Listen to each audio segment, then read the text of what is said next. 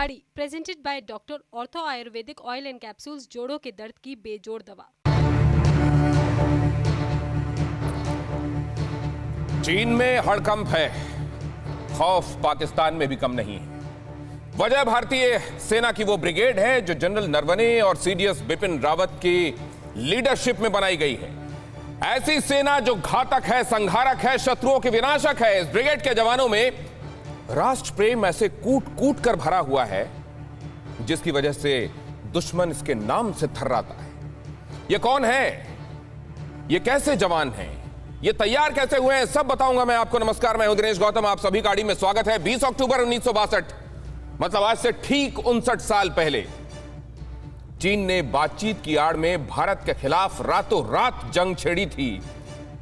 उनके 80,000 से हमारे 12,000 भिड़े थे, ज्यादा मारे थे और ज्यादा घायल किए थे। सालों बीत गए, चीन की ना चाल बदली, ना चरित्र बदला। एक बार फिर से बातचीत की आड़ और साजिश खतरनाक। आज हम आपको ड्रैगन का डरावना रूप दिखाएंगे, बताएंगे कि लद्दाख में हार के बाद चीन ने अरुणाचल बॉर्डर पर नया शातिर रूप क्या दिखाया है। साथ ही पाकिस्तान भी जो जी भर के इस हरकत में गलबहियां डाले चीन के साथ खड़ा हुआ है। हम आपको बताएंगे कि बॉर्डर पर कैसे दमखम के साथ भारत के 10,000 वीर योद्धा ऐसे तैनात होने वाले हैं जिन्हें देखकर चीन और पाकिस्तान की रूहें कांप उठेंगी। हमारे साथ होंगे बेहद खास मेहमान जो आर्मी की इस नई ब्रिगेड की पूरी ABCD आपको समझाएगी। उनसे परिचय करवाऊं उससे पहले अहम खबर देखिए। बॉर्डर पर भारत चीन एक बार फिर आमने सामने।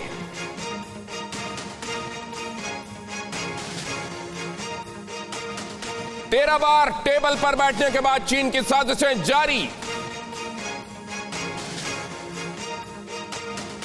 गलवान के बाद तवांग में भी चीन की हरकतें बढ़ी। अरुणाचल में 4 किलोमीटर अंदर तक चीन ने बसाया गांव। 100 से ज्यादा घर बनाने के सबूत कैमरे पर सामने आए।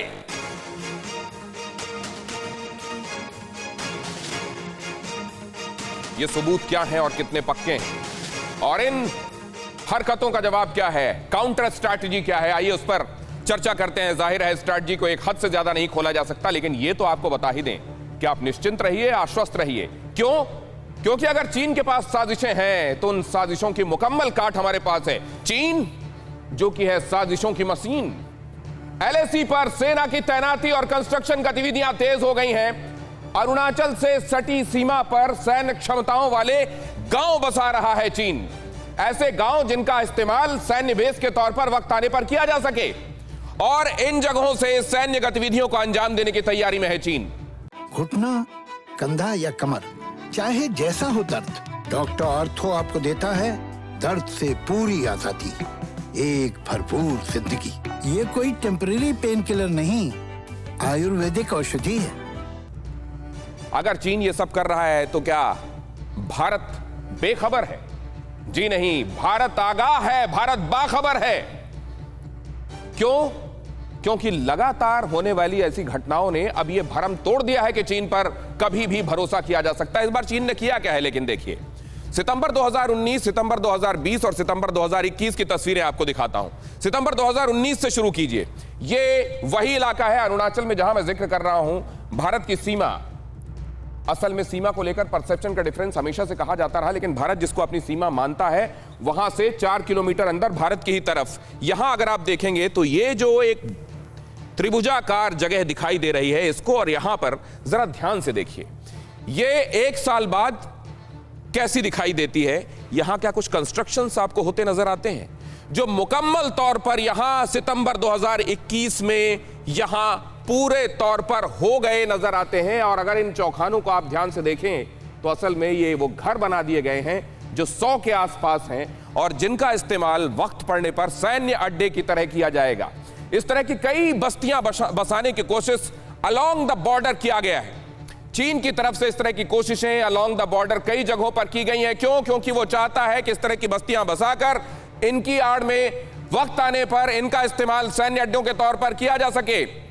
कब कब की है ड्रैगन ने घुसपैठ, जरा अगर आप उसको देखेंगे तो आपको अंदाजा लग जाएगा कि जो भी गतिविधि चीन की तरफ से चलती है उसको कभी भी आप सामान्य गतिविधि मानकर नहीं चल सकते। मैं ऐसा क्यों कह रहा हूं? ऐसा इसलिए कह रहा हूं क्योंकि इस बार भी ऐसा दिखाई दे रहा है। अगर आप देखें यहां पर सितंबर 2021 को 200 सैनिक तिब्बत से अरुणाचल सीमा में घुस गए थे। 200 सैनिक गुत्थम गुत्था हुए थे इसके साथ, भारतीय सैनिक इनके साथ, और इनको वापस खदेड़ा गया था, बल्कि इनको कुछ देर के लिए कैप्चर करके रख भी लिया गया था। और उसके बाद बातचीत हुई थी, कई सैनिकों को जिनको कैप्चर करके रख लिया था भारतीय खेमे ने, उनको फिर छोड़ा गया था।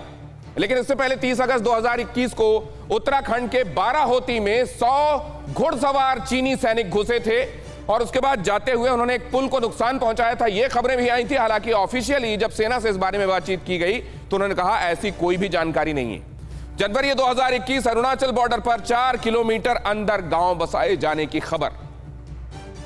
लगातार आ रही इन खबरों को अगर आप पृष्ठभूमि में देखेंगे, किस तरह की पृष्ठभूमि में देखने के बाद ये खबरें और ज्यादा आशंकित करती हैं। 1962 के बाद भारत चीन टकराव आपको याद होगा, जब रातों रात भारत के साथ धोखा किया गया था। और जैसे मैंने आपको बताया, भारत की तरफ से सिर्फ 12,000 ने चीन की तरफ के 80,000 से लोहा लिया था और उनको नाकों चने चबवाए थे। ये बात और है कि हमारे कुछ हिस्से तब चीन अपनी तरफ ले जाने में कामयाब हुआ था, क्योंकि उसको जब यह लगा कि अब अमेरिका इंटरवीन कर रहा है तो उसने रातों रात युद्ध विराम की घोषणा भी कर दी थी।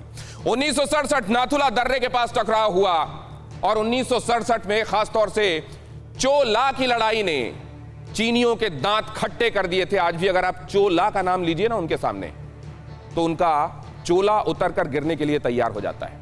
1975 चीन का अरुणाचल के तुलुंग में हमला। 1987 ये सब इसीलिए क्योंकि बाद में वो पचा नहीं पाया था कि उसके साथ चोला में अचानक क्या हो गया। 1987 में तवांग में दोनों देश के सैनिकों के बीच झड़प की खबर। 2017 डोकलाम में 75 दिन तक सेनाएं आमने सामने थी, बहुत पुरानी बात नहीं। और 2020 आपको याद है ही, गलवान में 10 महीने तक टकराव हुआ, झड़प हुई। आज भी चीन उस पर बहुत सारी सच्चाई पर पर्दा डालने की कोशिश करता है और उसमें भारत का शौर्य सिर चढ़कर बोलता है और बताता है कि सच क्या था। सच ये है कि हमने बहुत खून, शक, बहुत सारे अंग्रेज और बहुत सारे मुगल झेले हैं, अब हम और झेलने के लिए तैयार नहीं। हर इस तरह की कोशिश का मुकम्मल जवाब दिया जाएगा। हमारे साथ जुड़ रहे हैं खास मेहमान शशांक हैं, पूर्व विदेश सचिव, हमारे साथ इस चर्चा का हिस्सा। हमारे साथ मेजर जनरल ए.के. सिवाच इस चर्चा में जुड़ रहे हैं। हमारे साथ लेफ्टिनेंट जनरल वी.के. चतुर्वेदी इस चर्चा का हिस्सा है। पिनाक रंजन चक्रवर्ती, पूर्व डिप्लोमेट, वो भी हमारे साथ जुड़ रहे हैं। आरजू काजमी हमारे साथ पाकिस्तान से जुड़ रहे हैं।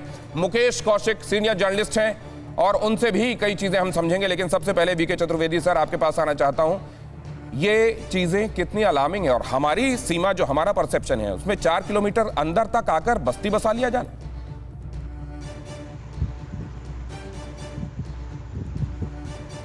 Chaturvedi sir. Yes, I couldn't get your question, please, Dinesh. Sir, ये 100 घरों वाली बस्ती बसा लिया जाना, एक तरीके का गांव बसा लिया जाना, वो भी अरुणाचल में सीमा से हमारी तरफ 4 किलोमीटर अंदर, आपकी टिप्पणी सर?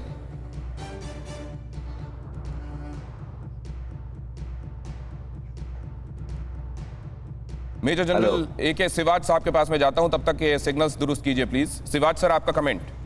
देखो दिनेश, ये जो आपने बताया कि 4 किलोमीटर अंदर होगा, मैं आपको पता है ये पूरी की पूरी line of actual control 3488 kilometre है और ये कि डिमार्केटेड नहीं है ग्राउंड पे और डिलिमिट नहीं है मैप पे, तो वो एरिया ऑफ डिफरेंट परसेप्शन है।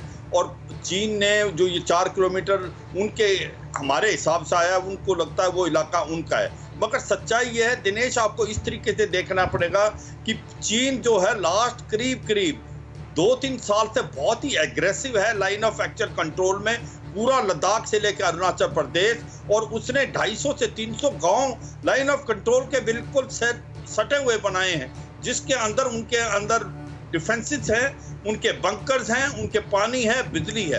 वैसे तो वो गांव बोलते हैं, मगर वो लड़ाई के दौरान डिफेंसिव लोकेलिटी का इस्तेमाल किया जाएगा। और यही नहीं, उसने अपना इंफ्रास्ट्रक्चर बहुत अच्छा कर लिया है, बल्कि ज्यादातर उन्होंने सेंट्रल सेक्टर और ईस्टर्न सेक्टर में अरुणाचल प्रदेश और सिक्किम में उन्होंने अपनी रोड, अपनी रेलवे लाइन, अपनी गैस और ऑयल पाइपलाइन बिल्कुल लाइन ऑफ एक्चुअल कंट्रोल के तक ले गए हैं। तो मेरा मतलब यह है, आज की तारीख में ऐसा लगता है चीन जो है पूरे तरह से तैयारी कर रहा है और हमें बिल्कुल ध्यान देना है। भारत भी तैयार है। मैं ये भी बताना चाहूंगा अपने व्यूअर्स को, ये नहीं समझना। मैं तैयारियों पर आपसे अलग से चर्चा करने वाला हूं सर। अभी चैलेंजेस पर मैं चर्चा कर रहा हूं और आपने कहा कि ये चैलेंजेस बड़े हैं और इसको ऑगमेंट करता जा रहा है चीन। लेकिन मैं एक बात समझना चाहता हूं, चतुर्वेदी सर के पास एक बार फिर से जाने की कोशिश करता हूं। सर, सवाल यह है कि यह बात सच है कि परसेप्शन डिफरेंट है, उनका अलग है, हमारा अलग है बॉर्डर को लेकर, लेकिन जिसको हम अपना बॉर्डर मानते हैं उससे 4 किलोमीटर अंदर अगर कोई बसाहट चीन कर लेता है तो हमारे लिए कितना बड़ा चैलेंज है ये? दिनेश, बहुत बड़ा चैलेंज है और इसको मैं बिल्कुल कन्विक्शन के साथ कह रहा हूं कि इंडियन आर्मी ने उसको चैलेंज किया होगा और उस पर कार्रवाई हो रही होगी। लेकिन ये जो परसेप्शन की बात जनरल सिवाच भी बोल रहे थे, ये बहुत बड़ी और सीरियस इश्यू है। ये आज की नहीं है, शुरू से है और ये बाय डिजाइन है चाइना की। चाइना कोई भी नेगोशिएशन कल्मिनेशन में रिजल्ट नहीं करने देता। ये जो बाउंड्री की बात है, ऑथेंटिकेटेड मैप्स इंडिया इतने दिनों से चाहता है कि दोनों देश ऑथेंटिकेट करके एक दूसरे से मैप एक्सचेंज करें, उसने नहीं करने दिया। ये केवल इसीलिए कि एक सोची समझी रणनीति के तहत वो जहां भी उसको थोड़ा सा मौका मिलता है वो अंदर आके देखता है, टेस्ट करना चाहता है कि इंडिया का रिएक्शन क्या रहा, और सब कुछ ठीक रहा तो वो वहां ऑक्युपाई करने की कोशिश करता है। ये पहले भी सलामी स्लाइसिंग वगैरह इस तरह के जो शब्द यूज हो चुके हैं, पहले भी आपको लद्दाख में भी मालूम है ऐसा हो चुका है। इसके लिए हमको बहुत तैयार रहना पड़ेगा। ये लेकिन आपने ये कहा, ये बात आश्वस्त करती है, रिएश्योर करती है कि हमारी सेना इसको निश्चित रूप से संज्ञान में लेकर इस पर कार्रवाई कर रही होगी। अगर आप देखें 2019, 2020 और 2021 की तस्वीरें, अगर आप अभी आपने देखा हो कार्यक्रम की शुरुआत में जो मैं दिखा रहा था, ये ओवरनाइट नहीं हुआ सर, ये ग्रेजुअल हुआ है।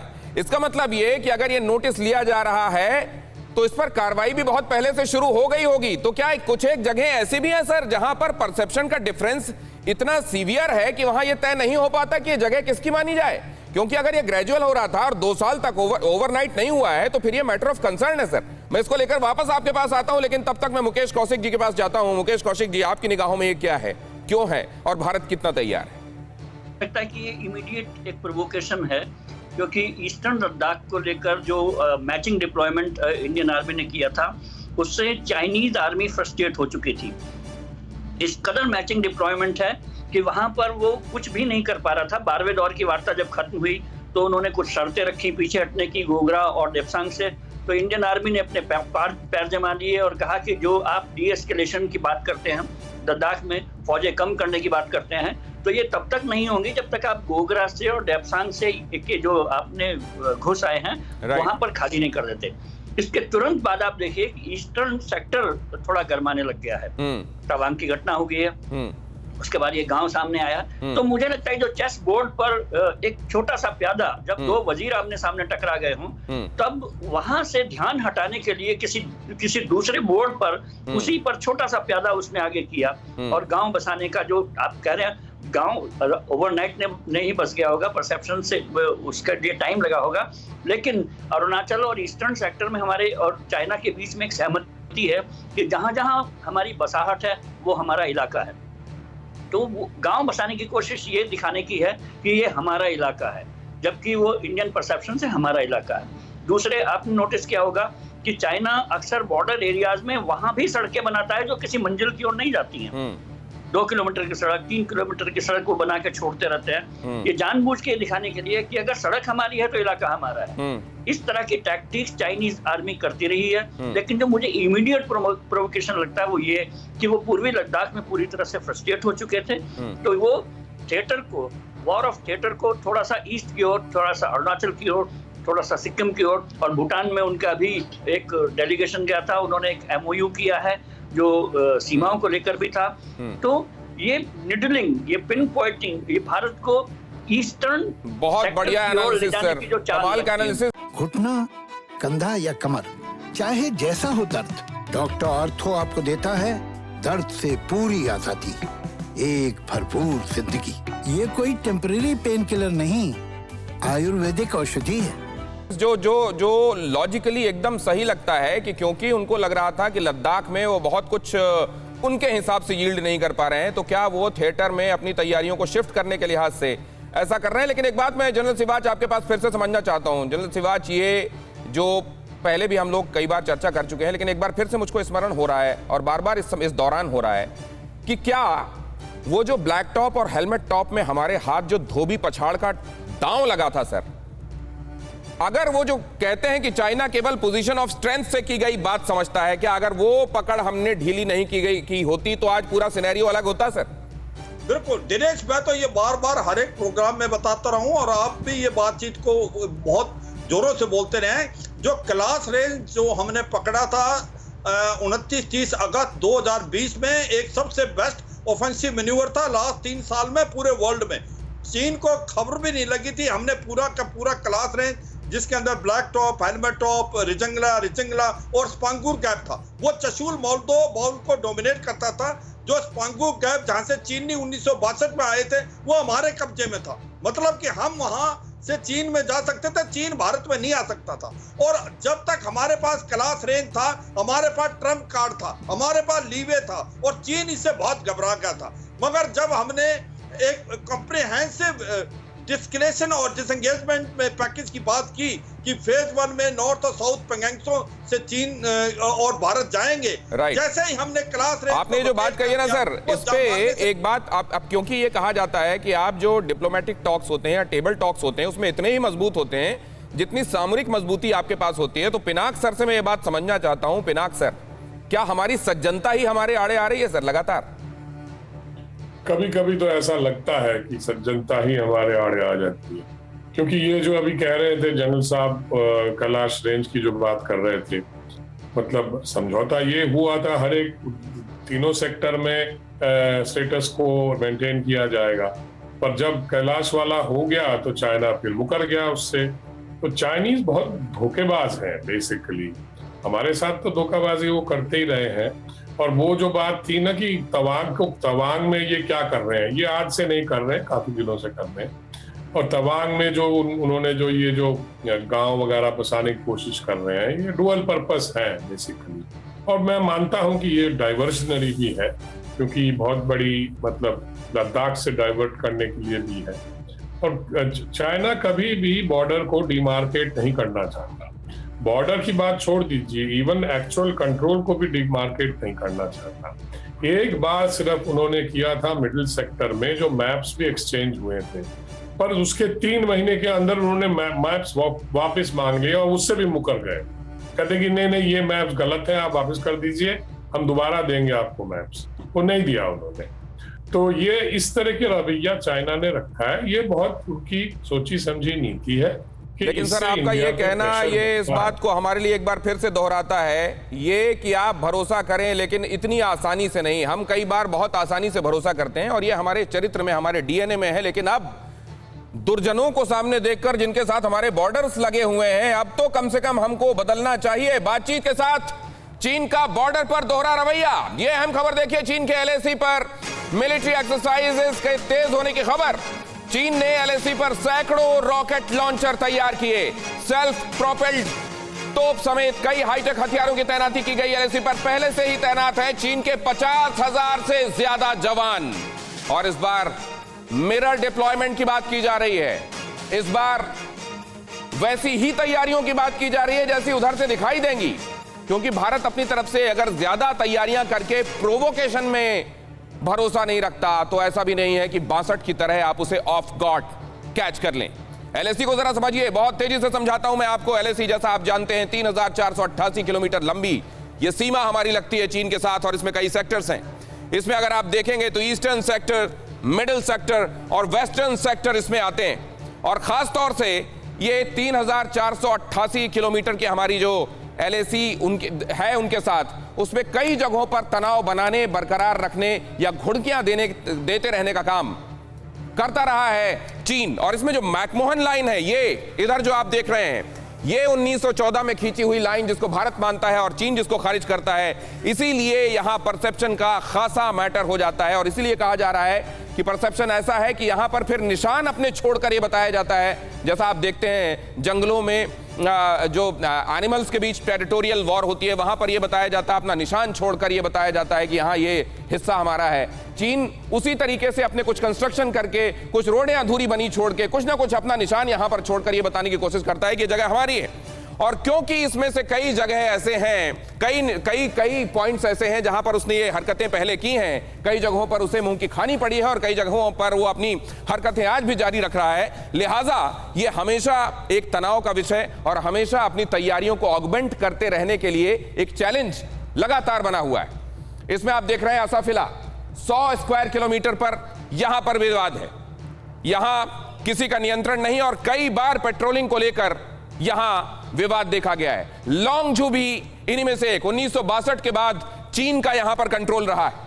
ये जो मैं आपको खास तौर से 3 ये जो फ्लैश पॉइंट्स आपको दिखा रहे हैं, मिगितुन 2.5 किलोमीटर का ये हिस्सा, मिगितुन जो आपको दिखाई दे रहा है, ये इंडो चाइना ऐतिहासिक बॉर्डर पर लॉन्गझू में पहले भारत का पोस्ट था, लेकिन बाद में इसको चाइना ने हड़पा था। माजा 10 किलोमीटर लंबा हिस्सा और अटैक के बाद भारत ने माजा में अपना पोस्ट बनाया था। 1962 के युद्ध के बाद कई जगहें ऐसी जहां पर स्थितियां ऐसी ही वॉलेटाइल हैं। तवांग उन्हीं में से एक जगह, नामकाछू 60 किलोमीटर का हिस्सा, ये भी उनमें से एक जगह है। 1962 के युद्ध के बाद, जैसा मैं आपको बता रहा हूं, ये कुछ ऐसी जगहें हैं जहां पर ये लगातार स्थितियां बनी रहती हैं और परसेप्शन को लेकर जैसा कहा जा रहा है कि ना तो चीजें डिमार्केटेड हैं, डिलिमिटेड हैं और ये हमेशा विवाद का मसला रहा है। और अरुणाचल प्रदेश में चीन के खिलाफ भारत का आक्रामक रुख, भारत ने की बोफोर्स तोप की तैनाती, एलएसी पर फॉरवर्ड एरिया में बोफोर्स तोप की तैनाती, तवांग सेक्टर के बुमला बॉर्डर पर तैनात की गई बोफोर्स जो जानी जाती है अपने खास गुण शूट और स्कूट के लिए, उसकी वहां तैनाती क्या कहती है मैं डिफेंस एक्सपर्ट से जानूंगा। लेकिन हमारे साथ पूर्व विदेश सचिव शशांक सर जुड़ गए हैं, उनके पास मैं जाना चाहता हूं अभी। शशांक सर, सबसे पहले तो यह कि यह कंसर्न ग्रेव होता जा रहा है चाइना के साथ, या इसमें डाइल्यूशन देख रहे हैं आप ग्रेजुअली? नहीं, देखिए ऐसा है कि ये चाइना जो है ना टेस्ट करता रहता है कि आप कहां तक जाने को तैयार हैं। हमारे को लगता ये है कि चाइना जो है अपने कई पड़ोसी देशों के साथ में टेस्टिंग प्रोसेस जारी रख रखा है, लेकिन हमको लगता ये है कि उनका फर्स्ट जो प्रायोरिटी होगा वो ताइवान का होगा, दूसरा हांगकांग का होगा और भी कुछ साउथ ईस्ट एशिया में। और ऑस्ट्रेलिया ने आजकल जैसे ऑकस में अपना उन्होंने बढ़त बढ़ाई है, तो उससे चीन वाले जो हैं वो ऑस्ट्रेलिया से बहुत भड़क गए हैं। मेरे ख्याल से हमारे साथ में टेस्टिंग प्रोसेस चलता रहेगा, हमको भी वो टेस्टिंग करते रहना चाहिए, अपनी तैयारी रखनी चाहिए पूरे तरीके से। नहीं तो इस टेस्टिंग के मामले में सर हम लोग तो मतलब हमारे चरित्र में भी वो शामिल नहीं है ना, हमारा मिजाज वैसा है, तो क्या इसमें हम उसको मैच करने की दिशा में क्या अपने आप को जहनी तौर पर भी बना पाए हैं क्या वैसा? वो जरूरी है। एक डेमोक्रेटिक देश में या लोकतांत्रिक प्रणाली है, वहाँ पे आम जनता को ये मालूम होना चाहिए कि उन सबको देश की सुरक्षा के लिए, देश की एकता के लिए आगे बढ़ के काम करना है। और अगर हमारे यहाँ जो है ये जो डोमेस्टिक ऑपोजिशन वगैरह और घरेलू राजनीति की इस तरह की बातें चल रही हैं कि एक तरह से बात ठीक से चलती नहीं है, सब लोग बटे बटे रहते हैं। तो मेरे ख्याल से चीन जो है टेस्ट कर रहा है कि हम लोग बटे कब तक रहते हैं और कब जुड़ जाएंगे एक साथ। तो ये कभी कभी पाकिस्तान भी करता रहता है आतंकवाद फैला कर, और चीन इस तरह से अपने वहाँ पे अपने बॉर्डर्स पर अतिक्रमण करके एक्सपेंशन पॉलिसी करके वो करता रहता है। तो हमको अपने को तैयार करना है, अपनी जनता को तैयार करना है, अपने नेताओं को तैयार करना है कि देश की सुरक्षा जो है सबसे आगे की चीज है, सबसे आगे बढ़कर चलना है। ये खाली जो है हम अपने सोल्जर्स के ऊपर नहीं छोड़ सकते हैं, आर्मी ऑफिसर्स के ऊपर नहीं छोड़ सकते हैं, वो तो करेंगे अपना काम, लेकिन आवश्यकता ये है कि सारे के सारे लोग जो हैं इसमें जुड़कर साथ में चले। और जब जब साथ में रहे हैं तब तक हम लोगों ने विजय प्राप्त करी है और दूसरे देशों ने जो है हमारी तारीफ करी है कि लोकतंत्र जो है बहुत मजबूत लोकतंत्र है। आजकल जो है वो चीन देखना चाहता है कि कमजोरियां हमारी कहाँ कहाँ हैं, उन कमजोरियों पे हम उसे कंट्रोल कर पाएंगे या नहीं कर पाएंगे। तो इसमें सर क्या हम रिएक्शनरी ही रहेंगे या आपको लगता है कि हमको प्रोएक्टिव होकर भी कुछ करना चाहिए? देखिए, प्रोएक्टिव का करना चाहिए, लेकिन प्रोएक्टिव में आप कहाँ तक जा सकते हैं? अब ऑस्ट्रेलिया प्रोएक्टिव होना चाहता था, उसने सीधा न्यूक्लियर टेक्नोलॉजी के लिए तैयारी कर ली, न्यूक्लियर सबमरीन्स का कर लिया। हमारे पास जो हम तैयारी भी करें, प्रोएक्टिव भी करें, तो उतनी दूर तक नहीं जा सकते हैं, क्योंकि ऑस्ट्रेलिया, इंग्लैंड और उसका अमेरिका का रिश्ते पुराने 70-80 साल से हैं, वो हमारे नहीं है उन लोगों के साथ में। हमको नए रिश्ते बना रहे हैं और हमारी अपनी आबादी, हमारी अपनी आकांक्षाएं अलग हैं। तो हमको इस समय सबसे हमारी जो प्रायोरिटी होनी चाहिए वो होनी चाहिए कि आत्मनिर्भरता के लिए अपने मैन्युफैक्चरिंग प्रोसेसेस, टेक्नोलॉजिकल अपने अपग्रेडेशन, इन सब चीज़ों को हम सबसे पहले आगे बढ़ाएं। और जो कोई भी हमको टेस्ट करना चाहता है बॉर्डर के ऊपर, तो हम तैयार रहें उसके लिए। घुटना, कंधा या कमर, चाहे जैसा हो दर्द, डॉक्टर ऑर्थो आपको देता है दर्द से पूरी आजादी, एक भरपूर जिंदगी। ये कोई टेम्परेरी पेन किलर नहीं, आयुर्वेदिक औषधि है। ग्रेट। आरजू काजमी जी के पास मैं जाना चाहता हूं। आरजू जी, कुछ विलंब से आपके पास आ रहा हूं, डिले हुआ, इसके लिए माफी सबसे पहले। लेकिन मैं एक बात, अब क्योंकि आप समग्रता में पूरी चीजें देख पा रही होंगी, आप ये भी देख पा रही होंगी कि वो जो कहा जाता है कि birds of same feather they flock together, China iron brother, ये चाइना की जो इमेज है वर्ल्ड वाइड, पूरी दुनिया में चाइना को जिस तरीके से देखा जाता है, और पाकिस्तान ये कहता है कि हम ये दोस्ती हम नहीं छोड़ेंगे, मतलब वो ये समझता है कि ये एक जैसी एंटिटीज हैं और ये साथ में रहेंगे। आपको ये बात कैसी लगती है? देखिए, पाकिस्तान ज़रूर कहता है कि ये दोस्ती हम नहीं छोड़ेंगे, लेकिन चाइना ने कभी इस तरह से नहीं कहा। चाइना जो है वो आप सब जानते हैं कि अपनी इकोनॉमी पे बहुत ज़्यादा काम करता है, और पाकिस्तान ने उससे कई प्रोजेक्ट्स जो है पाकिस्तान में उसके चल रहे हैं, और कई बार हमने लोन भी लिया है। तो वो दोस्ती वाली या ये कि हमारी कोई हम ब्रदर हैं और ऐसा है, ऐसा कुछ नहीं है। ये सिर्फ और सिर्फ बिजनेस चल रहा है। और अगर चाइना को कहीं पाकिस्तान की ज़रूरत पड़ेगी, चाहे वो हिंदुस्तान के खिलाफ हो, चाहे वो किसी और चीज़ में चाहिए होगा, तो पाकिस्तान के पास ऑप्शन नहीं है ना करने की, क्योंकि हमने जिस तरह से उनके पास से लोन उठाया है, जिस तरह से प्रोजेक्ट्स शुरू करवाए हैं, तो आधे से ज़्यादा तो पाकिस्तान में जो चीज़ें हैं, चाहे वो एयरपोर्ट हो, चाहे वो मोटरवेज हो, वो चाइना के पास गिर भी पड़े हुए हैं। तो चाइना को ना करने का तो सवाल ही पैदा नहीं होता कि पाकिस्तान ना करे। लेकिन अभी जो है वो सिचुएशन ऐसी है कि थोड़ा सा चाइना जो है वो पाकिस्तान को भी आंखें दिखा रहा है, क्योंकि जिस तरह से कहा गया कि जो उनके डैम के सिलसिले में जो तालिबान ने, टीटीपी ने जो अटैक किए थे, उसके ऊपर भी वो पैसे मांग रहे हैं, तकरीबन $38 बिलियन, और इस तरह की बात हो रही है। और सी पैक के ऊपर भी वो कुछ नाराज़ हैं। लेकिन इंडिया को जब भी मेरी बात हुई है इंडिया में, तो वो यही कहते हैं कि पाकिस्तान से ज़्यादा चाइना को वो अपना दुश्मन मानते हैं, और चाइना को ज़्यादा ख़तरनाक समझते हैं, या समझते हैं कि चाइना से ज़्यादा उन्हें नुकसान हो सकता है। लेकिन जब भी बात होती है तो बीच में पाकिस्तान को ज़रूर एक तरह की ये कहा जाता है घुस के मारेंगे, ये कर देंगे, वो कर देंगे। ये चीज़ आपको चाइना के साथ भी आप लोगों को इसी तरह बात करनी चाहिए जैसे आप पाकिस्तान के साथ बात करते हैं, इसलिए कि चाइना से आपको ज़्यादा खतरा है पाकिस्तान के मुकाबले में। पाकिस्तान तो अभी अपनी ही मुश्किलों में फंसा हुआ है। अभी भी आपने देखा कि वो एक सबमरीन जो है उसका कल से एक चल रहा था, हमारे ISPR ने वीडियो भी रिलीज किया था कि कराची के समुद्रों में वो देखा गया। ये बात आपकी बिल्कुल सही है कि जो आप ए के लिए कहते हैं वो बी पर भी लागू होता है। और ये आपने देख भी लिया होगा कि लद्दाख में क्या किया, किस तरीके से भारतीय सेना ने जवाब दिया। और आपने ये भी देखा होगा कि हाल में जो 200 सैनिकों के अरुणाचल की तरफ आ जाने की खबर है, उनके साथ भारतीयों ने क्या किया और कैसे उनमें से कैप्चर करके कुछ को रखा और फिर बाद में छोड़ा, ये भी आपको मालूम होगा। लेकिन एक बात है, आपने जिस तरीके से शुरुआत की, मैं आपकी साफगोई का वैसे भी बहुत बड़ा मुरीद रहा हूं और पता नहीं कितने बार आप मुझको अपना फ़ैन बनाएंगी अपनी साफगोई से। और ये भी मैं कई बार सोचता हूं कि पाकिस्तान में बैठकर एक तरीके से खतरा मोल लेती हैं आप, लेकिन सच बोलती हैं, इसलिए मैं आपका एक बार फिर से आपको सैल्यूट करता हूं। एक अहम खबर बता दूं, उसके बाद इस चर्चा को आगे बढ़ाता हूं। बॉर्डर पर चीन के लिए एक बहुत बुरी खबर है। भारतीय सेना की नई टीम को मंजूरी, इंटीग्रेटेड बैटल ग्रुप की होगी तैनाती। चीन की हर हरकत का तत्काल मिलेगा जवाब। स्पेशल ट्रेनिंग और हथियारों से लैस होगी IBG, integrated battle group.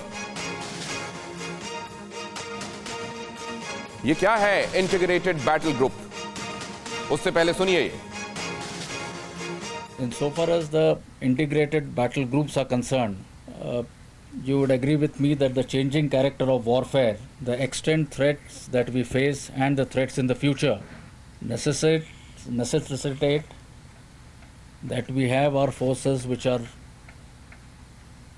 agile, lean and mean, so that we are able to employ them in a faster time frame.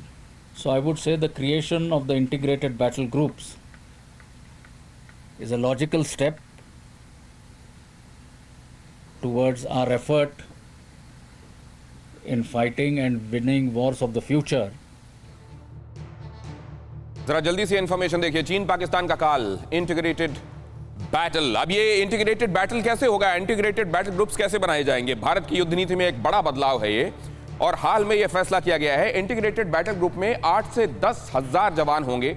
इसमें हेलीकॉप्टर होगा, हेलीकॉप्टर्स होंगे, तोपें होंगी, टैंक्स के साथ ये पूरा एक ग्रुप तैयार होगा। और इंटीग्रेटेड बैटल ग्रुप में सेना से जुड़े सारे डिविजन्स मौजूद होंगे।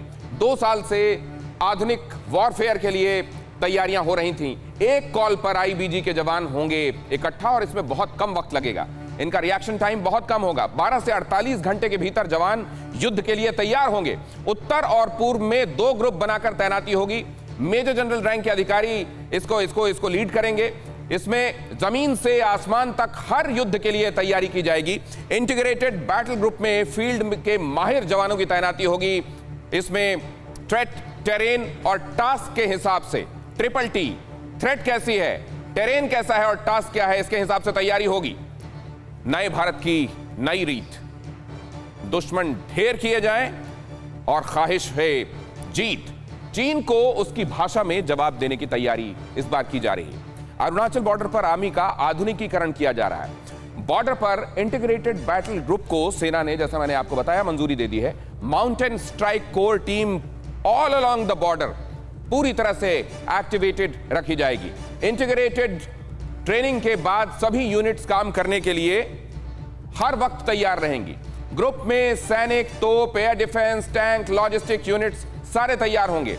काउंटर ड्रोन टेक्नोलॉजी, सर्विलांस के लिए इसको खरीदने पर भी तैयारी चल रही है, विचार विमर्श चल रहा है।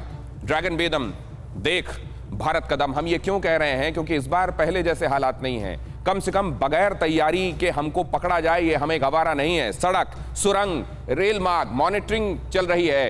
ड्रोन्स, चॉपर, सैटेलाइट, हर तरीके की तैयारी है। एलएसी के जर्रे जर्रे में भारत की निगाह है। चीन सीमा तक तेजी से पहुंचने की तैयारियां, कैसे ये मुमकिन किया जा सकता है, इसकी तैयारियां चल रही हैं। सड़कें, सुरंगें, रेल मार्ग तेजी से बनाए जा रहे हैं। मॉनिटरिंग को और मजबूत किया जा रहा है। सीमा पर ड्रोन, चॉपर और सैटेलाइट तैनात किए जा रहे हैं और इस तरीके से अपनी तैयारी को समग्र बनाया जा रहा है, मुकम्मल बनाया जा रहा है। लेकिन इसमें अब सवाल यह है कि कोई भी ऐसी चीज नहीं है जिस पर चीन की निगाह नहीं हो और जिसको वो रेप्लिकेट नहीं कर सकते हो। हमारे लिए वो फैक्टर कौन सा होगा जिसको हम डिफरेंशिएटर कह सकते हैं? जरा अब ये चतुर्वेदी सर से समझना चाहता हूं। दिनेश जी, जो आपने डिफरेंशिएट करने वाली बात कही है, तो इसमें जो सबसे महत्वपूर्ण चीज है वो है man behind the machine. Man behind the, and that is a vast difference जो हमारे इंडियन सोल्जर्स और चाइनीज सोल्जर के बीच में। एक तो प्रोफेशनल आर्मी है, वेल ट्रेन्ड है, और सबसे महत्वपूर्ण राष्ट्र के प्रति पूरी तरह से समर्पित है। यह वह सेना है जो अपने को बलिदान देने में देश के लिए 1 मिनट नहीं सकती। तो ये जो डिफरेंस है, ये सबसे बड़ा डिफरेंस है। बाकी artillery, tanks, drones, UAVs, aviation, बाकी सब कुछ आप जितना हासिल कर लो, the man behind the machine matters the maximum. And उसमें मैं नहीं समझता कि दुनिया में, not only China, I can say with confidence, no army in the world can match the Indian Army. So that is a big difference. आपने डोकलाम में भी देखा, इंडियन आर्मी उनकी तमाम साइकोलॉजिकल वॉरफेयर, थ्रेट, ये सब के बीच में वहां डटी रही। गलवान में देख लिया, ईस्टर्न लद्दाख में खैर ये तो जो आप कह रहे हैं सर चतुर्वेदी सर, ये बहुत बड़ा फैक्टर है। एक तो वो अकेली औलादें अपने अपने घरों की, उनको अपनी जान बहुत प्यारी होती है। दूसरे ये भी कि वो लिटिल एम्परर कहलाते हैं, वाकई लिटिल एम्परर हैं हिंदुस्तानियों के सामने। तीसरे ये भी कि वॉर हार्डन नहीं है। अभी जो लद्दाख में तैनाती हुई उनमें से बहुत सारे जाड़े के मारे या तो बीमार हो गए या मर गए, उनको वापस ले जाना पड़ा। लेकिन सिवाज सर, जहां तक तैयारियों की बात है, वो क्या उसको रेप्लिकेट नहीं कर सकते जो हम कर रहे हैं? तैयारियों में डिफरेंशिएटर क्या होगा सर? देखो, मैं कहता हूं दिनेश, फर्क ये आया, सोच में फर्क आया है। लास्ट 2-3 साल में हमें फर्क आ गया। डोकलाम के बाद हम ये सोचते थे कि भारत और चीन के बीच में लड़ाई नहीं होगी, क्योंकि कम से कम $100 बिलियन का ट्रेड है आपस में, और जब तक मार्केट इतनी बड़ी है कभी लड़ाई नहीं होगी। मगर डोकलाम और आपका गलवान ने दिखा दिया ये धारणा बिल्कुल गलत है। और जो तरीके से हम अब तैयारी कर रहे हैं, देखो सबसे बड़ा चेंज आया है, 17 माउंटेन स्ट्राइक कोर जो हमने रेज कर दी ईस्टर्न कमांड के लिए। आज तक हमारे पास काबिलियत नहीं थी कि हम भी ऑफेंसिव जा सकते हैं ईस्टर्न सेक्टर में। जब से हमने ये स्ट्राइक कोर रेज की है, चीन को पसीने आ गए। और ये जो इंटीग्रेटेड बैटल ग्रुप की बात कर रहे हो आप दिनेश, तो सर उसने भी अपने आप ये अनिवार्य कर दिया है। अब वो तिब्बतियों को निश्चित रूप से भर्ती होने के लिए वो कह रहा है कि नहीं आपको भर्ती होना पड़ेगा। ये उधर भी तैयारियां शुरू हो गई हैं क्या? और अगर हो रही हैं तो फिर इसमें बड़ा डिफरेंशिएटर मंशा का रहेगा क्या? वो जो ये क्योंकि हर किसी के अंदर आत्मा तो ये जानती है कि वो सही कर रहा है गलत कर रहा है। ये मैं समझने के लिए आपके पास आऊंगा। लेकिन अरुणाचल में एलएसी की आखिरी पोस्ट पर पहुंचा TV9 भारतवर्ष। 15,000 फीट की ऊंचाई पर पहुंची TV9 भारतवर्ष की टीम। फॉरवर्ड एरिया पर अल्ट्रा लाइट M777 गन की तैनाती। अरुणाचल के बुमला पोस्ट से TV9 भारतवर्ष ग्राउंड रिपोर्टिंग के लिए पहुंचा।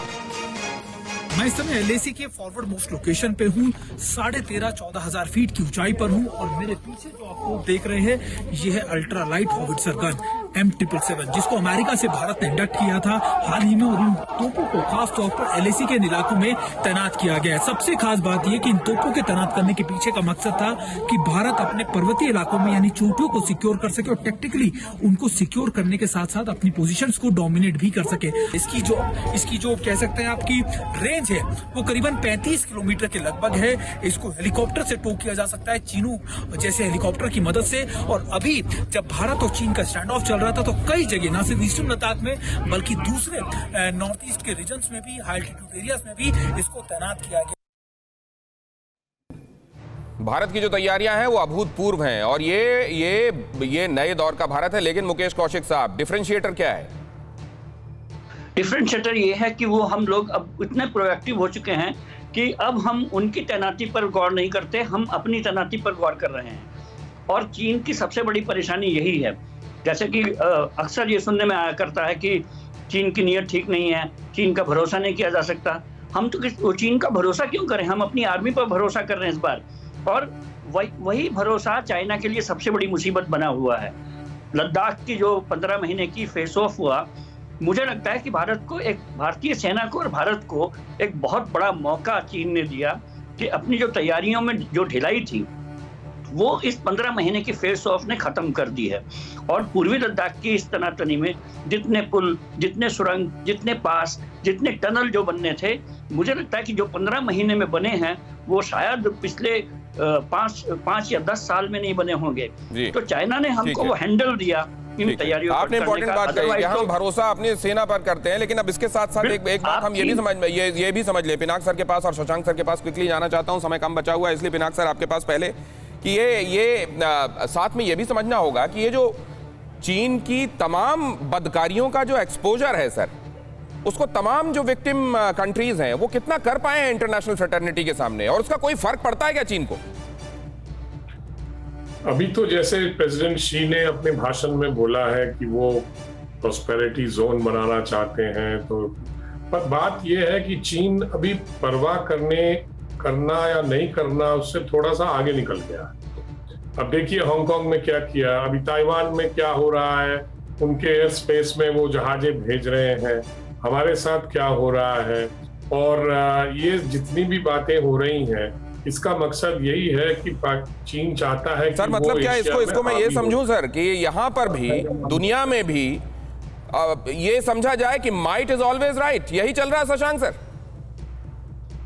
नहीं, माइट इज राइट क्या भैया, चीन का जो है उनकी डीप पॉकेट्स थी तो उन्होंने सबको पहले पैसा दिया, ऐसे देशों को जो बेचारों को कहीं पैसा और जगह से मिल नहीं रहा था। जैसे पाकिस्तान की बात समझिए तो अमेरिका ने बोला कि हमारा बुद्धू बना है, इन्होंने $20 बिलियन ले लिए हमारे और हमारे लोगों को मरवा दिया। अब चीन भी ये कह रहा है कि अब मालूम चल रहा है उनको कि पाकिस्तान ऐसा देश है कि लौटाएगा तो है नहीं उनका पैसा।